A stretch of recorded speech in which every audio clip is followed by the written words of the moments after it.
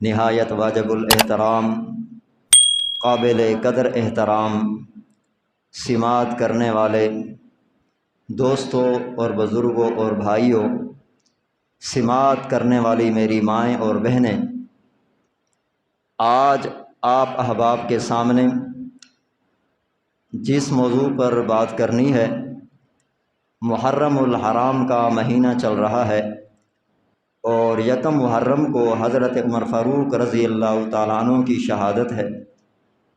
تو پچھلے جمعہ پر حالات حضرت عمر فاروق کے بیان ہوئے۔ آج آپ احباب کے سامنے حضرت عمر فاروق رضی اللہ تعالیٰ عنہ کی شان، دوسرے نمبر پر حضرت عمر فاروق رضی اللہ تعالیٰ عنہ کی شہادت، تیسرے نمبر پر محرم الحرام 10 محرم کے روزوں کی فضیلت، نمبر 4 محرم الحرام کے حوالے سے مسلمانوں کے جو خلاف شرع نظریات ہیں اس پر گفتگو کریں گے۔ حضرت عمر کی شان، حضرت عمر کی شہادت اور حضرت 10 محرم کے روزوں کی فضیلت سے حاصل ہونے والے امت کو نصیحتیں۔ سب سے پہلی بات، حضرت عمر فاروق رضی اللہ تعالی عنہ خلیفہ ثانی ہیں۔ امیر المؤمنین حضرت عمر فاروق رضی اللہ تعالی عنہ کی ولادت کب ہوئی ہے؟ مشہور روایت کے مطابق علامہ شبلی نعمانی رحمۃ اللہ علیہ فرماتے ہیں، مشہور روایت کے مطابق ہجرت نبوی سے 40 سال پہلے حضرت عمر پیدا ہوئے، اور حضرت عمر فاروق رضی اللہ تعالی عنہ نے جب اسلام قبول کیا اس وقت ان کی عمر 27 سال تھی۔ جس وقت حضرت عمر فاروق رضی اللہ تعالی عنہ نے اسلام میں داخل ہوئے، ایمان کی دولت سے مالا مال ہوئے، اس وقت ان کی عمر 27 سال تھی۔ جس وقت انہوں نے اللہ کے نبی کے سامنے کلمہ پڑھا تو اللہ کے نبی نے خوشی میں بلند آواز میں کہا اللہ اکبر، اور آپ کے سامنے صحابہ کی جو جماعت موجود تھی، محققین نے لکھا جب آپ صلی اللہ علیہ وسلم کی خوشی کو دیکھ کر صحابہ نے بھی بلند آواز سے اللہ اکبر کہا، اور پیغمبر کی تکبیر کی صدا، صحابہ کی تکبیر کی صدا پہاڑیوں تک چلی گئی، دور چلی گئی۔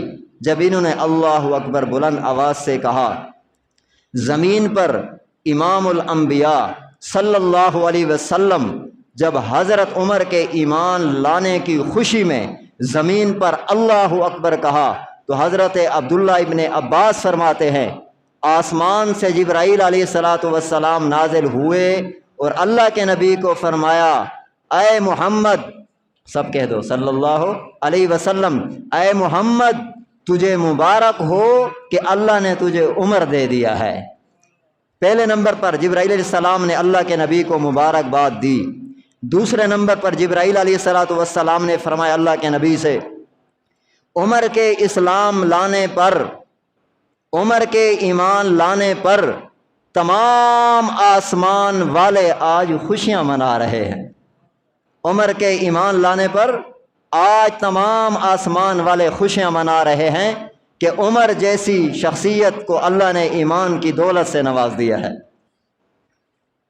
تو اسی طرح حضرت عمر فاروق رضی اللہ تعالی عنہ کو امیر المؤمنین کہتے ہیں۔ علامہ عبد الشکور لکھنوی رحمۃ اللہ علیہ نے اپنی تصنیف میں لکھا ہے، اسی طرح محققین نے بھی، مؤرخین نے بھی، تاریخ اسلام میں بھی لکھا ہے، سب سے پہلے امیر المؤمنین کے الفاظ حضرت عمر کے لیے استعمال ہوئے ہیں۔ امیر المؤمنین کے الفاظ سب سے پہلے حضرت عمر فاروق رضی اللہ تعالی عنہ کے لیے استعمال ہوئے ہیں، اور یہ القاب امیر المؤمنین کا لقب، امیر المؤمنین کا اعزاز سب سے پہلے اللہ نے حضرت عمر کو عطا فرمایا۔ اس کے بعد حضرت امیر المؤمنین حضرت عمر فاروق عمر کا نام ہی حضرت عمر کی شان ہے، حضرت عمر کا نام ہی حضرت عمر کا مقام ہے، حضرت عمر کا نام ہی حضرت عمر کی عزت ہے، حضرت عمر کا نام ہی حضرت عمر کا مرتبہ ہے، حضرت عمر کا نام ہی حضرت عمر کی عظمت ہے۔ حضرت عمر نام میں 3 حروف ہیں، عین، میم اور را۔ حضرت عمر کی عین جو پہلی عین ہے یہ حضرت علی سے معلوم ہوتی ہے۔ حضرت عمر کی عین سے معلوم ہوتا ہے کہ عمر علی کا انتخاب ہے۔ وہ کس طرح؟ حضرت علی رضی اللہ تعالی عنہ کی بیٹی ام کلثوم، یہ بیٹی ہے حضرت فاطمہ الزہرا کی، اور حضرت فاطمہ بیٹی ہے محمد الرسول اللہ صلی اللہ علیہ وسلم کی۔ تو ام کلثوم کا آپ صلی اللہ علیہ وسلم کیا لگے؟ نانا جی بن جائیں گے نا، نانا جی بن جائیں گے۔ تو ام کلثوم حضرت علی کی بیٹی فاطمہ الزہرا کی یہ بیٹی ہے، اس لیے کہ حضرت فاطمہ نبی کی بیٹی علی کے گھر میں، تو اس سے بیٹی پیدا ہوئی حضرت ام کلثوم۔ حضرت علی رضی اللہ تعالی عنہ نے حضرت عمر کے نکاح میں دے دی۔ تو حضرت عمر کی عین بتا رہی ہے کہ حضرت عمر حضرت علی کا بھی انتخاب ہے۔ یہ بات اہل سنت والجماعت کی کتابوں کے اندر موجود ہونے کے ساتھ ساتھ اہل تشیع، اہل روافض کی، ان کے ہاں جو مستند کتابیں ہیں 4 ہیں، ہمارے ہاں 6 ہے اور ان کے ہاں 4 کتابیں ہیں، الکافی، ملا یحذر الفقی، الاستبصار، تہذیب الاحکام۔ اہل روافض، اہل تشیع کے نزدیک ان کی کتابوں کے اندر ملا یحذر الفقی کے علاوہ تینوں کتابوں کے اندر یہ مسئلہ موجود ہے کہ حضرت علی رضی اللہ تعالی عنہ نے اپنی بیٹی ام کلثوم کا نکاح حضرت عمر سے کرایا ہے۔ تو حضرت عمر کی عین بتا رہی ہے کہ حضرت عمر حضرت علی کا بھی انتخاب ہے۔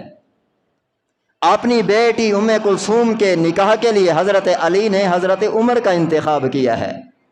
اپنی بیٹی انسان اسے دیتا ہے جس سے پیار ہوتا ہے، جس کی شان مانتا ہے، جس کا مقام مانتا ہے، جس کی عظمت مانتا ہے، جس کی عزت مانتا ہے، جس کو اچھا سمجھتا ہے، اسی کو انسان بیٹی دیتا ہے۔ اہل سنت کے کتابوں کے ساتھ ساتھ اہل روافض کے کتابوں کے اندر بھی موجود ہے کہ حضرت علی رضی اللہ تعالی عنہ نے اپنے بیٹے کا نام حضرت عمر رکھا، اسی طرح حضرت حسن نے بھی اپنے بیٹے کا نام عمر رکھا، اسی طرح حضرت حسین نے بھی اپنے بیٹے کا نام عمر رکھا، اسی طرح امام زین العابدین نے بھی اپنے بیٹے کا نام عمر رکھا، اسی طرح امام موسیٰ کاظم نے بھی اپنے بیٹے کا نام عمر رکھا۔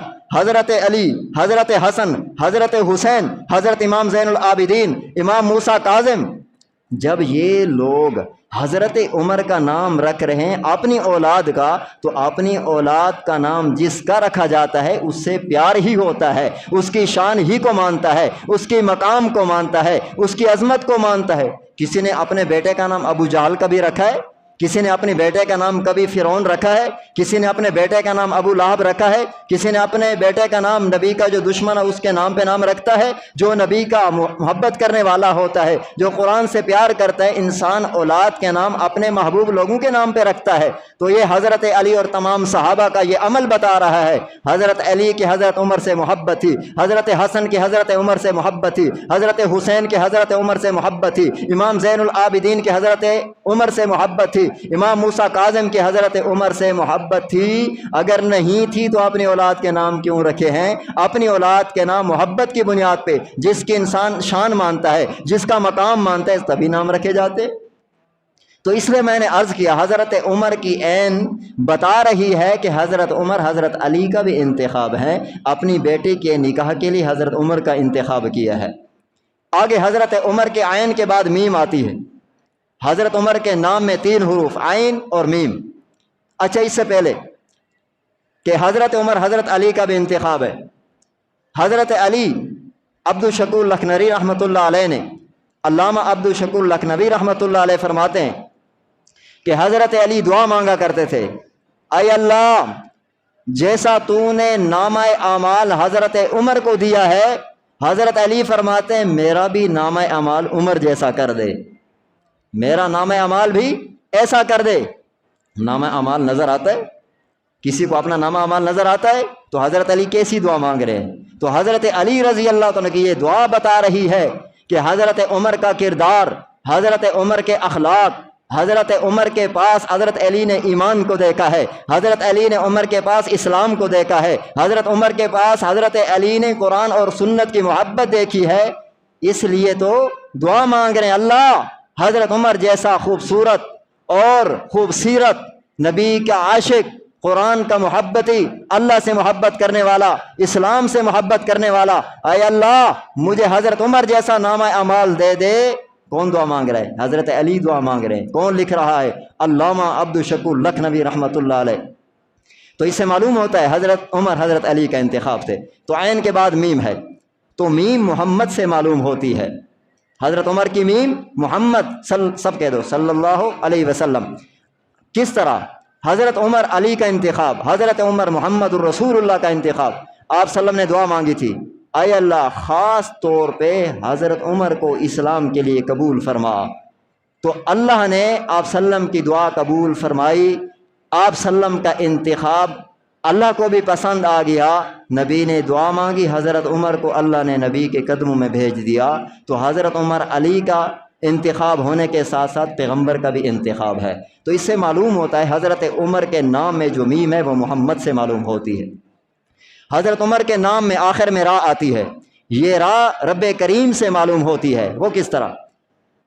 پہلے اس سے اللہ کے نبی نے دعا مانگی تھی، ایک دعا یہ جو میں نبی ذکر کی، اس سے پہلے اللہ کے نبی نے دعا مانگی تھی، اے اللہ ایک ابو جہل ہے، ایک حضرت عمر بن خطاب ہے، ان دو میں سے جو آپ کو زیادہ محبوب ہے آپ اس کو اسلام کے لیے قبول فرما۔ تو رب نے ابو جہل کو نہیں چنا، رب نے حضرت عمر بن خطاب کا انتخاب کیا ہے۔ تو عمر کی راہ بتا رہی ہے کہ عمر علی کا بھی انتخاب ہے، حضرت عمر فاروق رضی اللہ تعالیٰ عنہ امام الانبیاء کا بھی انتخاب ہے، حضرت عمر فاروق اللہ رب العزت کا بھی انتخاب ہے۔ اس کے بعد حضرت عمر کو فاروق کہتے ہیں، یہ لقب کس نے دیا ہے؟ تمام تفسیروں کے اندر، اسی طرح طبقات ابن سعد کے اندر، کہ حضرت عمر کو فاروق آپ صلی اللہ علیہ وسلم نے کہا ہے، آپ صلی اللہ علیہ وسلم نے حضرت عمر کو فاروق لقب دیا ہے۔ اب فاروق کا کیا معنی؟ فاروق کا معنی ہے حق اور باطل میں فرق کرنے والا۔ دیکھو عمر کی شان، اللہ نے قرآن کا نام بھی فرقان رکھا ہے، نبی نے عمر کو فاروق کہا ہے، اللہ نے قرآن کا نام فرقان رکھا ہے، تبارک الذی نزل الفرقان علی عبدہ۔ تو قرآن کو اللہ نے فرقان کہا ہے۔ فرقان اور فاروق کا معنی ایک ہے۔ فرقان اور فاروق کا معنی حق اور باطل میں فرق کرنے والا، ایمان اور کفر میں فرق کرنے والا، سچ اور جھوٹ میں فرق کرنے والا، جائز اور ناجائز میں فرق کرنے والا، حرام اور حلال میں فرق کرنے والا، غلط عقیدہ اور غلط نظریہ رکھنے والے لوگوں کے درمیان فرق کرنے والا۔ یہ لقب کس نے دیا ہے؟ یہ لقب حضرت عمر کو امام الانبیاء نے دیا ہے۔ معلوم ہوتا ہے کہ یہ مزاج اللہ کے نبی کو پسند آیا، تبھی تو اللہ نے حضرت عمر کو فاروق لقب دیا ہے۔ جو حرام حلال، جائز ناجائز، غلط صحیح، جھوٹ سچ کے درمیان فرق کرتا ہے وہ میرے نبی کو پسند ہوتا ہے، اس لیے تو حضرت عمر کو امام الانبیاء نے فاروق کہہ دیا ہے۔ اور یہ مزاج اللہ کو بھی پسند ہے کہ اللہ نے قرآن کا نام فرقان رکھ دیا ہے۔ اس کے بعد حضرت عمر فاروق رضی اللہ عنہ کے بارے میں جتنی کتابیں لکھی گئیں، شروع میں لفظ لکھا ہوتا ہے شیخین کریمین۔ تو یہ ایک علمی بات ہے، ویسے بتا دیتا ہوں، حضرت عمر کو شیخین کہتے ہیں۔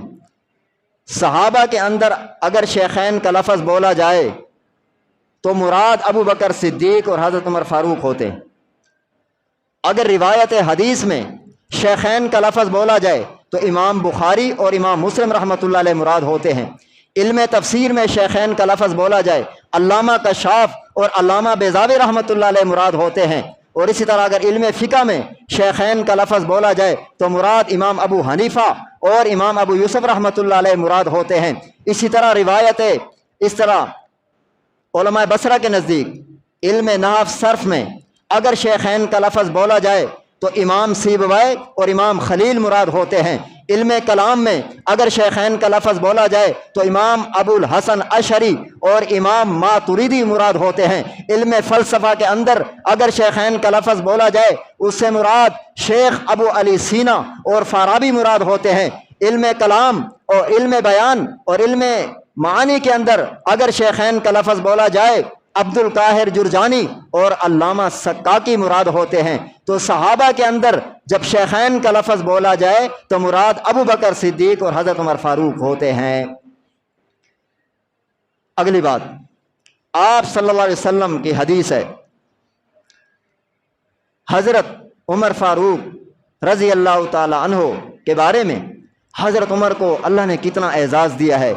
حضرت عمر فاروق اسلام میں آ گئے، یہ کل پیغمبر کو مارنے کے لیے نکلے تھے، جو شکار کرنے آئے تھے وہ خود شکار ہو گئے، یہ آپ سلم کو مارنے کے لیے نکلے، اللہ نے اتنا نوازا اتنا نوازا اتنا نوازا، ایک وقت آیا کہ حضرت عمر کی بیٹی حضرت حفصہ، حضرت عمر کی بیٹی حضرت حفصہ کا نکاح آپ صلی اللہ علیہ وسلم کے ساتھ ہو گیا۔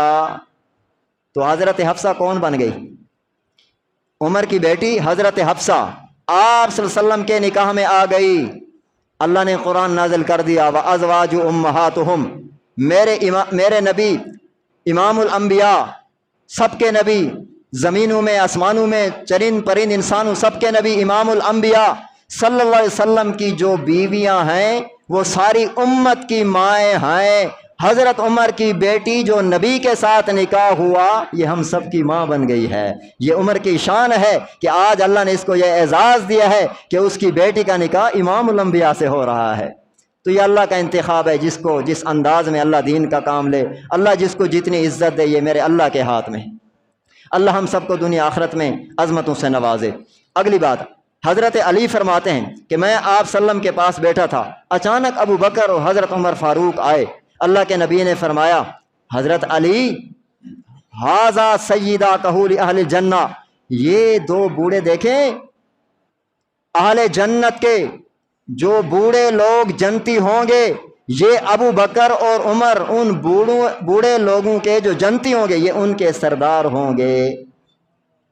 جو بوڑھے لوگ جنت میں جائیں گے ان کے سردار امام الانبیاء کے الفاظ کہ حضرت ابو بکر صدیق، حضرت عمر فاروق بوڑھے لوگوں کے سردار ہوں گے۔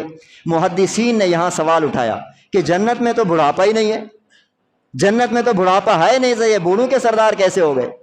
تو محدثین پر اللہ کروڑوں رحمت نازل فرمائے، انہوں نے جواب دیا کہ جو دنیا سے بوڑھا ہو کر جائے گا اس اعتبار سے ہے، جنت میں تو بڑھاپا نہیں ہے، لیکن دنیا سے جب یہ بوڑھا ہو کر جائے گا تو ان کے سردار حضرت ابو بکر صدیق اور حضرت عمر فاروق ہوں گے۔ یہ حضرت عمر فاروق رضی اللہ عنہ کی شان تھی جو میں نے بیان کی۔ اگلا پہلو، حضرت عمر فاروق رضی اللہ عنہ کی یکم محرم کو شہادت ہے۔ مختصر عرض کر دیتا ہوں کہ حضرت عمر فاروق رضی اللہ تعالیٰ عنہ مدینہ میں تھے، یہاں ایک حضرت عمر فاروق کو یہاں ضرورت پڑی ایک کاریگر کی، تو حضرت مغیرہ بن شعبہ نے ان سے رابطہ کیا کہ میرے پاس ایک مجوسی غلام ہے، اگر وہ بھی کاریگر ہے، لکڑی کا کام جانتا ہے، لوہے کا کام جانتا ہے، اگر آپ چاہتے تو میں اس کو بھیج دیتا ہوں۔ در حقیقت یہ غلام حضرت عمر فاروق نے ایران کو دھچکا لگایا تھا، ایک اور ملک کو بھی دھچکا لگایا تھا، اصل میں انہوں نے سازش سے اس کو بھیجا تھا حضرت عمر فاروق کے پاس، اور یہ حضرت عمر فاروق کے پاس آیا ایک دن کہ میرا جو آقا ہے، میرا جو سردار ہے مغیرہ بن شعبہ، وہ میرے ساتھ زیادتی کرتا ہے، مجھ سے ٹیکس زیادہ لیتا ہے، آپ میری سفارش کر دیں۔ حضرت عمر فاروق نے اس سے کام پوچھا، کام زیادہ تھا، ٹیکس کم تھا۔ حضرت عمر فاروق نے کہا اتنا زیادہ تو نہیں ہے۔ تو در حقیقت یہ شکایت مقصود نہیں تھی، یہ اسلامی سلطنت کو ختم کرنے کے لیے آیا تھا۔ اس کا نام تھا فیروز، ابو لولو مجوسی اس کی کنیت تھی، یہ مجوسی تھا، کافر تھا۔ تو حضرت عمر فاروق کو یہ بات کہہ کر حضرت عمر فاروق نے اس کی بات کو اہمیت نہیں دی، اس وجہ سے کہ بات درست تھی کہ اتنا کام نہیں کرتا تھا اور پیسے بھی اس سے معقول تھے، لیکن بہرحال اس نے برل یہ بہانہ ہے، در حقیقت انہوں نے پیچھے جو سازش تھی وہ ایران کی سازش تھی، اس لیے کہ یہ جس کا دوست تھا وہ ایران کے صدر کا دوست تھا، تو اصل میں یہ ایک سازش تھی جو حضرت عمر فاروق کے پاس شکایت کے بہانے سے آ کر در حقیقت حضرت عمر کا آنا جانا اور مارنے کی ساری تدبیر سوچنے کے لیے آیا تھا۔ تو یہ چلا گیا، صبح نماز میں آ گیا، حضرت عمر فاروق رضی اللہ عنہ نماز میں آئے، حضرت عمر فاروق نے اللہ اکبر جیسے کیا، اس کے پاس خنجر تھا، عبد الشکور لکھنوی رحمۃ اللہ علیہ نے لکھا کہ یہ مسجد کے محراب میں چھپا ہوا تھا، یہ خنجر زہر آلود تھا، اس نے حضرت عمر پر وار کیا، حضرت عمر فاروق زخمی ہو گئے، گر گئے، حضرت عبد الرحمن بن عوف آگے بڑھے اور نماز مکمل کی، صبح کی نماز تھی۔ اب یہ ذی الحجہ کا واقعہ ہے 26 یا 27، یہاں پر ہم کو کیا سبق ملتا ہے، امت مسلمہ کو کیا سبق ملتا ہے؟ اتنی ایسی حالت میں، اور وہ دشمن فیروز پیچھے بھاگا، 13 نوجوانوں کو زخمی کیا، نکلنے کی کوشش کر رہا تھا، 13 نوجوان زخمی ہوئے، جن میں سے ایک روایت کے مطابق 7، دوسری روایت کے مطابق 6 آدمی دنیا سے چلے گئے، لیکن پھر بھی نہ نکل سکا۔ جب اس نے دیکھا اس کے اوپر ایک عراقی شخص نے چادر ڈالی، اس کا خنجر یہاں اٹک گیا، تو اس نے فوراً اپنے آپ کو مار دیا۔ جس نے حضرت عمر کو مارا وہ جنت میں نہیں جا سکتا، عمر کا دشمن جنت میں نہیں جا سکتا، ادھر ہی اپنے آپ کو خودکشی کر کے جہنم کا اپنے آپ کو مستحق بنا دیا، ویسے بھی کافر تھا۔ اور ہم کو کیا سبق ملا؟ صحابہ نے ان مشکل حالات میں نماز کو نہیں چھوڑا، نماز کو نہیں چھوڑا۔ عبد الرحمن بن عوف آگے چلے گئے، حضرت عمر فاروق بے ہوشی حالت میں پڑے ہیں، خون بہہ رہا ہے، صحابہ نماز مکمل کر رہے ہیں۔ ہمارے لیے سبق ہے، ہم اپنی خوشیوں میں نماز ادا نہیں کرتے، ہماری مائیں بہنیں خوشیوں میں نمازوں کو بھول جاتی ہیں۔ وہ صحابہ پیغمبر کے شاگرد، وہ صحابہ پیغمبر کی جماعت ان مشکلات میں بھی اللہ کی نماز کو نہیں چھوڑا کرتے تھے۔ تو ہمارے لیے سبق ہے کہ امت آسانیوں میں بھی نمازوں کو نہ چھوڑیں، اور پریشانیوں کے اندر بھی نمازوں کو نہ چھوڑیں۔ ہمارے اور تمہارے لیے سبق ہے اس شہادت حضرت عمر کی جو یکم محرم کو ہوئی۔ اس کے بعد مختصر کرتے ہیں، وقت تھوڑا ہے، حضرت عمر فاروق کو گھر لے گئے، گھر لے جانے کے بعد حضرت عمر فاروق رضی اللہ عنہ گھر میں تھے، تھوڑا جیسے ہوش میں آئے فوراً اللہ اکبر، کیا کیا؟ جیسے ہوش میں اللہ اکبر۔ وہ صبح کی نماز رہتی تھی، اللہ ہم کو بھی ایسی فکر عطا فرما دے، اللہ امت مسلمہ کو، میری نبی کی امت کو اللہ ایسی فکر عطا فرما دے۔ زخمی حالت میں خون بہہ رہا ہے، اب یہ وقت نہیں کہ میں مسائل بتاؤں، جب خون بہہ رہا تو مسئلہ شرعی کیا ہے۔ تو حضرت عمر جیسے ہوش میں آئے فوراً نیت باندھی، اپنی نماز یاد تھی۔ دیکھو کتنی مشکل میں انسان ہوتا ہے، لیکن ان کو پھر بھی نماز نہیں بھولی۔ ہم خوشی اور غمی میں اللہ کو بھول جاتے ہیں، تو ہمارے لیے سبق ہے، حضرت عمر کی شہادت ہم کو سبق دیتی ہے، مشکلات میں بھی نمازوں کو یاد رکھو، خوشی میں بھی اللہ کو یاد رکھو، اس کی نماز کو نہ چھوڑو۔ اگر نماز چھوڑو گے تو ہمارا عمر سے کیا تعلق ہے؟